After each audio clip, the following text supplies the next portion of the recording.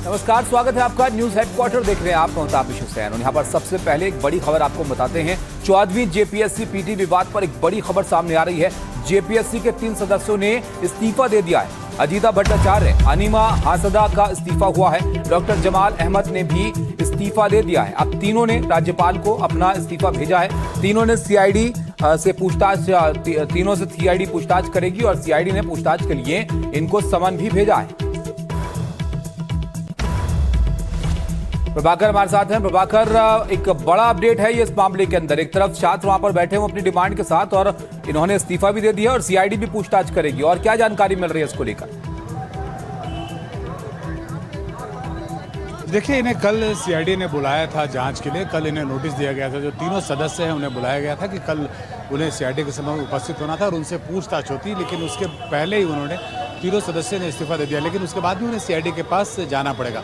जहाँ तक इस पूरी बातचीत का सवाल है, आज जो है बातचीत एक तरह से बेनतीजा रही है, क्योंकि सरकार से जो बातचीत है, तीसरे राउंड की बातचीत थी स्टूडेंट्स की सरकार के साथ, और वो जो है उसमें कोई निष्कर्ष निकल नहीं पाया। इनकी जो 2 प्रमुख मांगे थी, पहली सीबीआई जांच, उसमें भी सरकार मानी नहीं। सरकार का कहना था कि सीआईडी की जांच होगी और साथ में जो फाइनेंशियल इरेगुलरिटी हुई है उस पर ईडी जांच करेगी, यानी कि जो पैसे का लेन देन हुआ है उसकी जांच ईडी करेगी। दूसरा, जो 14वीं जेपीएससी परीक्षा के कैंसिलेशन की ये बात कर रहे थे, उस पर भी सरकार ने अपनी सहमति नहीं दी है। सरकार का कहना है कि उस पर जांच की जाएगी और जांच करने के बाद अगर उस पर कुछ गड़बड़ियाँ निकलती हैं तो ही उसके कैंसिलेशन का रिकमेंडेशन किया जाएगा। तो कुल मिला के 3 राउंड की जो बातचीत हुई है, तीनों जो है वो सफल नहीं हुई है। और कल यानी कि 10 तारीख को छात्रों द्वारा घोषित जो झारखंड के विधानसभा का घेराव का कार्यक्रम है वो रहेगा और वो काफ़ी हंगामेदार होने की उम्मीद है, क्योंकि पूरे झारखंड से, अलग अलग ज़िलों से छात्र जो है वो आ रहे हैं झारखंड में और रांची की ओर कूच कर रहे हैं। कल रांची के सड़कों पे आपको छात्रों का एक बड़ा हुजूम मिलेगा। उसे पुलिस कैसे हैंडल करती है, कैसे टैकल करती है, क्या कोई हिंसा होती है या पुलिस और छात्रों के बीच कोई टकराव की स्थिति नहीं आती है, ये कल देखने वाली बात होगी।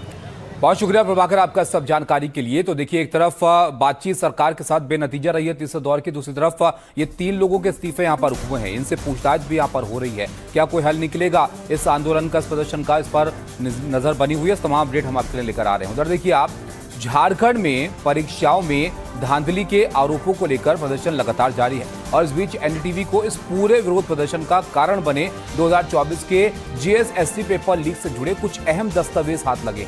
आपको हम दिखाते हैं कि इन दस्तावेजों में क्या है और क्या महत्वपूर्ण बातें इससे सामने आई।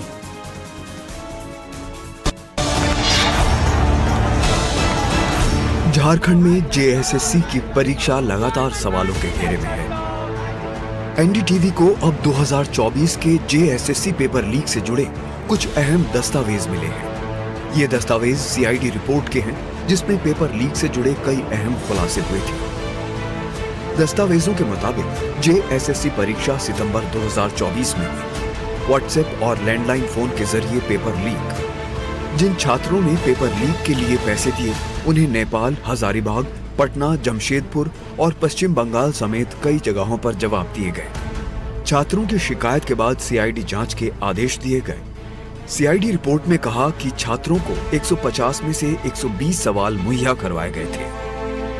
एनडीटीवी को यह भी पता चला कि जिन अभ्यर्थियों को पेपर भेजा जाता, उन्हें जवाब सीधे रटवा दिए जाते थे। उनको देखिए आप, हम लोग के द्वारा सीजीएल के परीक्षार्थियों को 135 क्वेश्चंस का आंसर रटा दिया गया था, जिसमें से 120 क्वेश्चन का आंसर सही पाया गया था। रिपोर्ट क्या है?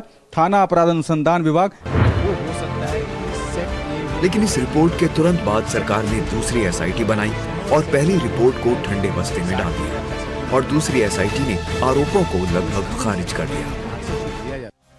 हमारे सहयोगी प्रभाकर ने ऐसे पीड़ित छात्रों से बात की जिन्होंने इस पूरे नेटवर्क को एक्सपोज कर दिया और कई बड़े खुलासे एनडीटीवी पर किए हैं। बताइए कि कैसे आप प्रूफ कर रहे हैं कि आंसर्स वैलिड? जी, आप अपने डॉक्यूमेंट पर दिखाएं। जी, और ये डॉक्यूमेंट कोर्ट में सबमिट किया गया है। ये ऐसे ही नहीं है। कुछ लोगों ने फोन पे अपने दोस्त से बात कर रहे थे और आंसर्स ये पेज में लिख रहे थे। फॉर एग्जाम्पल, ये देखिए आप, जेरोक्स जो है ये पेज में लिखा हुआ आंसर्स है। जैसे पहला आंसर है एमएस वर्ड, तो एमएस वर्ड जो है ये पहले ही आंसर से वायरल हो गया। एमएस वर्ड अब आपको मैं दिखाना चाहूंगा। देखिए यहाँ पे एमएस वर्ड जो है वो आंसर में यहाँ पे आता है, एमएस वर्ड, ठीक है। और ये सेट ए में 48 नंबर क्वेश्चन ये पूछा गया है जी, हाँ 110, सॉरी। तो अब मैं जाता हूँ सेट ए में 110 नंबर क्वेश्चंस पे जाता हूँ।